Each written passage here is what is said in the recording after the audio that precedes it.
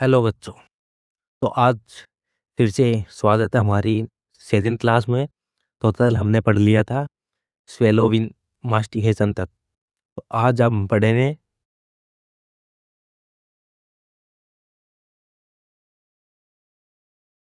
हाँ बच्चों, आज हम पढ़ेंगे digestion. Fourth number is function of GIT is digestion. अब डाइजेशन क्या होता है? डाइजेशन टू टाइप का होता है। तो डाइजेशन फर्स्ट ऑफ ऑल हो गया physical digestion, and second digestion is chemical digestion. Physical digestion होता है ये सिंपलेक्स फॉर्म को छोटे छोटे पीसेज में तोड़ना with molecule of food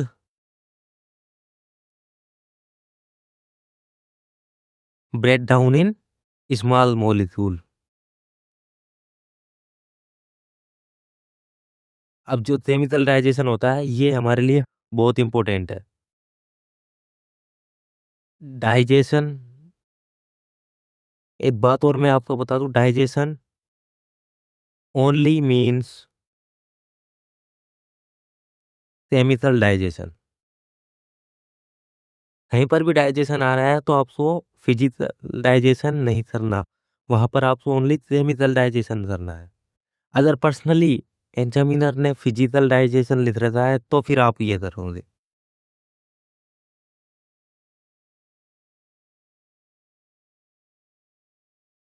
digestion means, अब ये केमिकल डाइजेशन, तो डाइजेशन मीन्स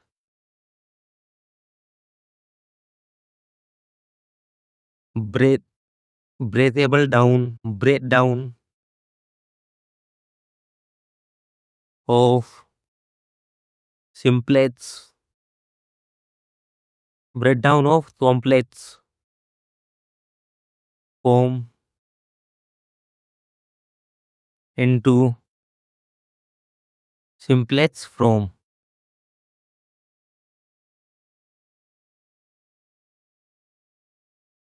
सिंपलेक्स फॉर्म का दूसरा नाम होता है एब्जॉर्बेबल फॉर्म,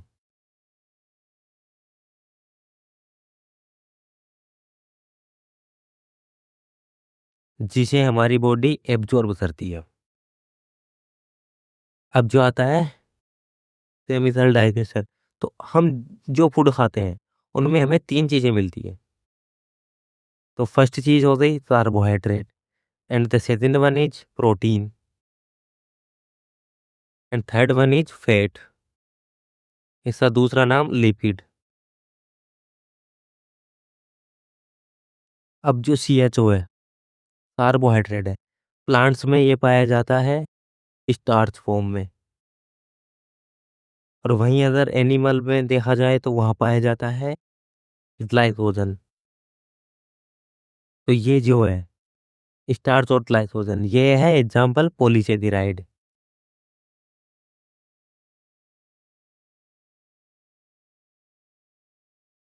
तो पॉलीसेकेराइड ब्रेक डाउन होगा डाइसेकेराइड में। एग्जाम्पल है माल्टोस, सुक्रोस एंड लैक्टोस। अब ये डाइसेकेराइड है, ये ब्रेक डाउन होगा मोनोसेकेराइड में। एग्जाम्पल है ग्लूकोज, जेलेटोस एंड फ्रक्टोज। तो ये सबसे सिंपलेस्ट फॉर्म होती है जिसे हमारी बॉडी एब्जॉर्ब करती है। इसमें ग्लूकोज बहुत इंपॉर्टेंट है। अब बात करते हैं प्रोटीन की। तो प्रोटीन पॉलीपेप्टाइड, ये ब्रेक डाउन होती है डाइपेप्टाइड में, एंड ये ब्रेक डाउन होती है अमाइनो एसिड में।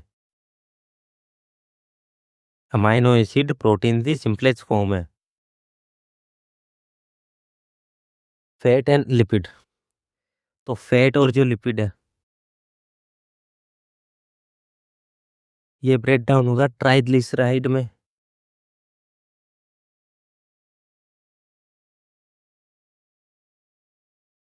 फिर ये होगा डाइग्लिसराइड। फिर ये होगा मोनोग्लिसराइड।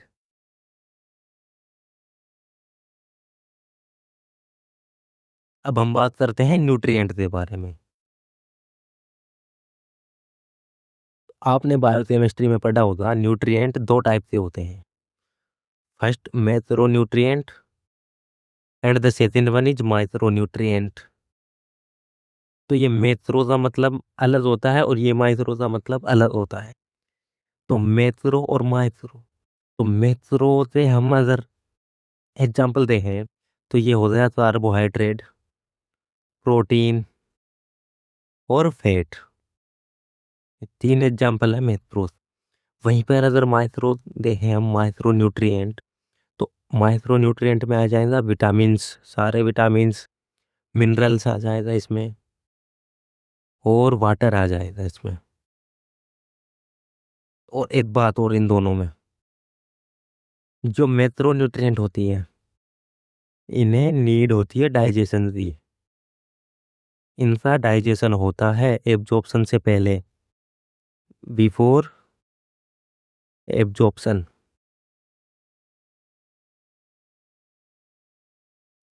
बट जो माइक्रो न्यूट्रिएंट होता है विटामिन, मिनरल्स, वाटर, इन्हें नो नीड, इन्हें कोई ज़रूरत नहीं है डाइजेशन। ये हमारी बॉडी में सीधा ही एब्जॉर्ब हो जाता है।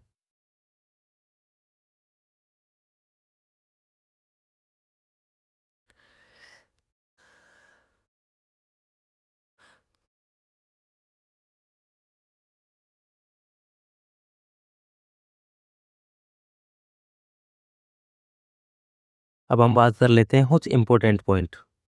जो हमारे फर्स्ट डाइजेशन होता है वो होता है हमारे मुंह में, स्टार्ट इन माउथ। हम माउथ में होता है स्टार्च, स्टार्च का डाइजेशन होगा।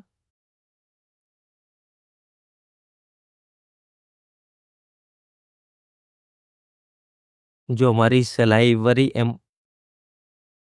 एंजाइम होता है उनके थ्रू ये ब्रेक डाउन होगा। और जो हमारे शरीर में सबसे ज़्यादा डाइजेशन होता है वो होता है मैक्सिमम डाइजेशन अथर्स इन जेजुनम।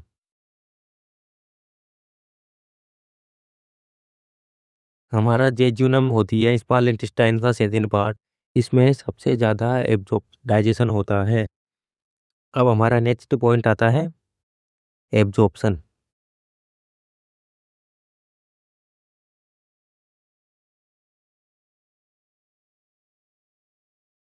अब जो हमारा एब्जॉर्प्शन है इससे हम क्या समझते हैं, ये एंट्री ऑफ डाइजेस्टेड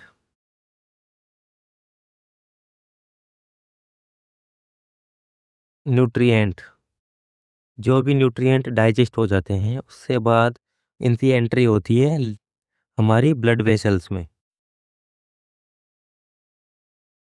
और लिम्फ वेसल्स में।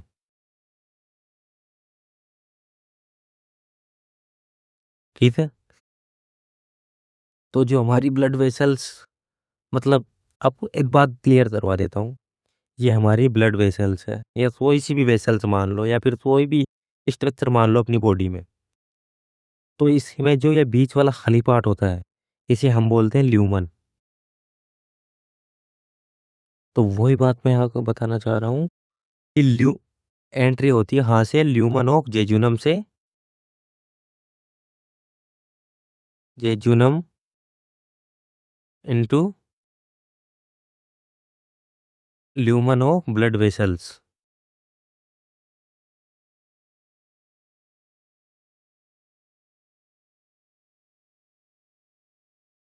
अब यहाँ आता है ब्लड वेसल्स में क्या क्या चीज़ जाएगी और लिम्फ वेसल्स में क्या क्या चीज़ जाएगी।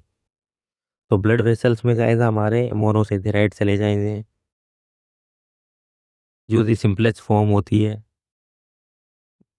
कार्बोहाइड्रेट भी हमारे जाएंगे, अमाइनो एसिड चले जाएंगे जो प्रोटीन की सिंपलेक्स फॉर्म होती है, वाटर सोल्यूबल विटामिन जाएंगे जो भी पानी में घुलनशील विटामिन है। तो ये विटामिन है हमारे water soluble, vitamin B and C. अब लिम्फ वेसल्स में फैटी एसिड चला जाएगा, क्योंकि लिम्फ वेसल्स में फैट पाया जाता है, फैटी लिम्फ पाए जाते हैं जिसमें मैक्सिमम फैट होता है। और सारे फैट सोल्यूबल विटामिन जाएंगे इसमें, जिनके एग्जाम्पल है विटामिन से, विटामिन ई, विटामिन डी और विटामिन ए। ये सारे विटामिन फैट सोल्यूबल विटामिन है, और ये दोनों vitamin B and C water soluble vitamin है।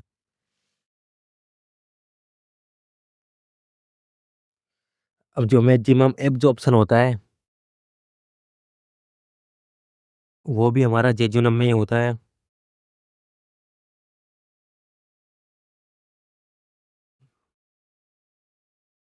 और जो आयरन का एब्जॉर्प्शन होता है, ये बहुत इंपॉर्टेंट बात है, इस पर नोट लगा लेना। जो आयरन का एब्जॉर्प्शन होता है वो होता है ड्यूडेनम में,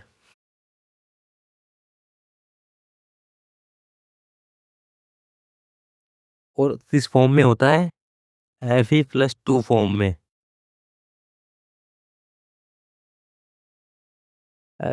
Fe+2 फॉर्म में हमारा फेरस फेरस फॉर्म में हमारा आयरन का एब्जॉर्प्शन होता है ड्यूडेनम में। मान लो अगर इस ड्यूडेनम में कोई भी प्रॉब्लम आ जाती है, इसमें अल्सर हो जाते हैं ड्यूडेनम में, तो हमारा आयरन का एब्जॉर्प्शन नहीं हो पाएगा। अब जब आयरन का एब्जॉर्प्शन नहीं हो पाएगा तो हमारे बॉडी में हो जाएगा iron deficiency anaemia, iron deficiency anaemia.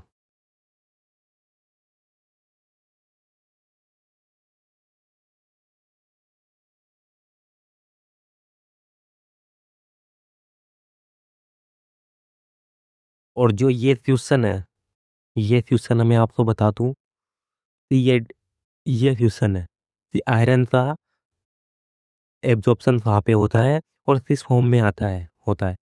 ये डीएसएसबी में 2 बार पूछा जा चुका है।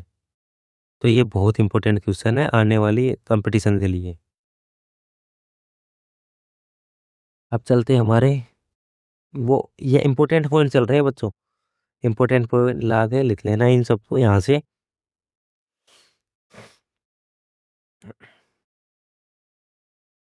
जो विटामिन से का ऑब्जॉर्प्शन होता है, विटामिन से एब्जॉर्प्शन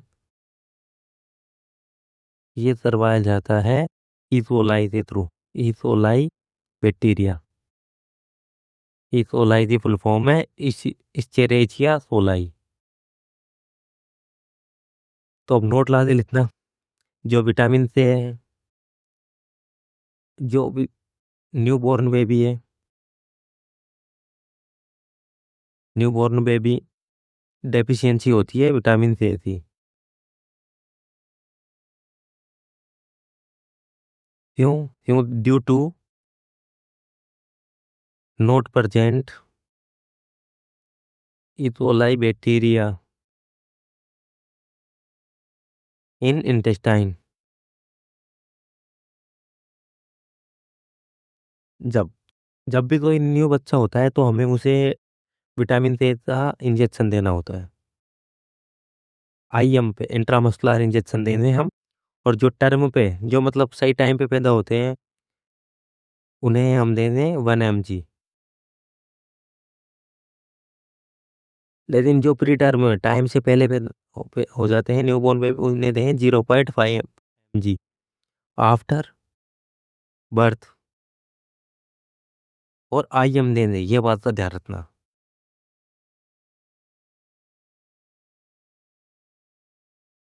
अब हमारा आगे वाला होता है विटामिन से, तो हम विटामिन से तो हम एक्सट्रिंसिक फैक्टर के बारे में एक्सट्रिंसिक फैक्टर के रूप में जानते हैं, जो ब्लड कोगुलेशन में हेल्प करता है, ब्लड का क्लॉट बनाने में मदद करता है। अब होता है विटामिन B12, ये बहुत इंपॉर्टेंट है। विटामिन B12 इसका एब्जॉर्प्शन होता है टर्मिनल ऑफ इलियम, जो भी लास्ट पार्ट होता है स्मॉल इंटेस्टाइन का। विटामिन बी का एब्जॉर्प्शन होता है टर्मिनल ऑफ इलियम। तो अब मान टर्मिनल ऑफ इलियम में अल्सर हो जाते हैं, जिसे हम जानते हैं क्रोन्स डिजीज नाम से।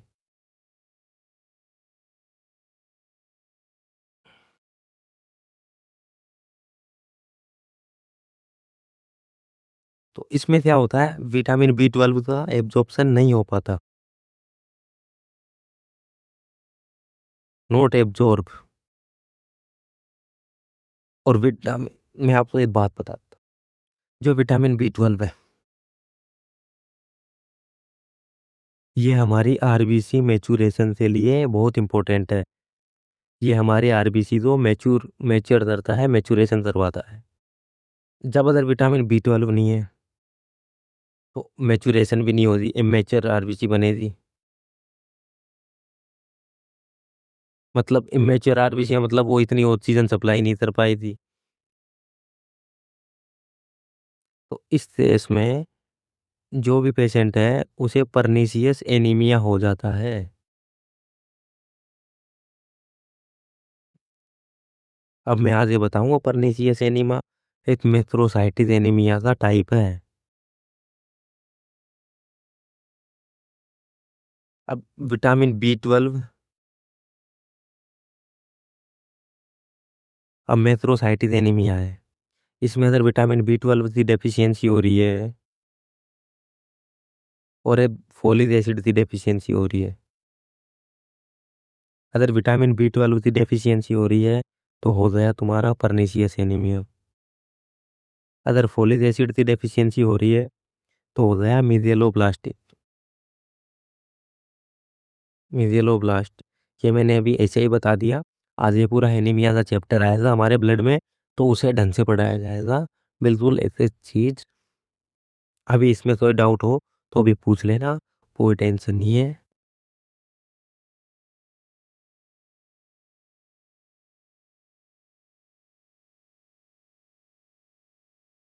अब हमारा नेक्स्ट फंक्शन आता है कॉम्पेक्शन।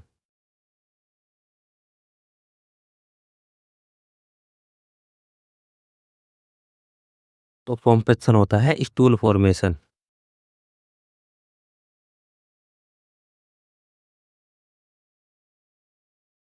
बस इसमें ज्यादा तो कुछ है नहीं।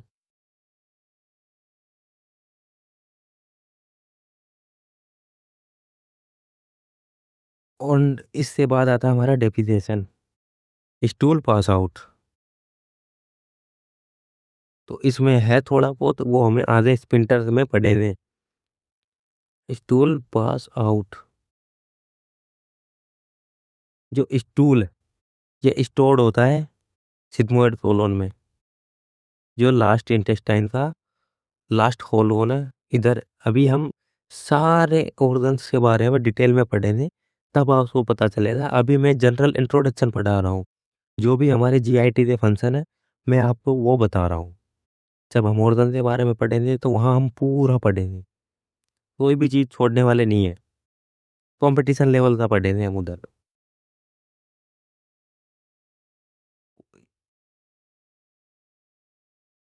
अब डेफिनेशन कंट्रोल किससे थ्रू होता है, तो ये कंट्रोल होता है हमारे spinal nerve 1, spinal nerve 3 and spinal nerve 4। ठीक है बच्चों। अगर सेंट्रल रीजन में कोई इंजरी हो जाती है तो ये कंट्रोल नहीं हो पाता और हो जाता है incontinence of stool pass out, और सिंपल भाषा में बोले तो कॉन्स्टिपेशन। उससे बच्चों ये हो गए हमारे फंक्शन ऑफ जीआईटी। अब हम कल पढ़ेंगे लेयर ऑफ जीआईटी के बारे में।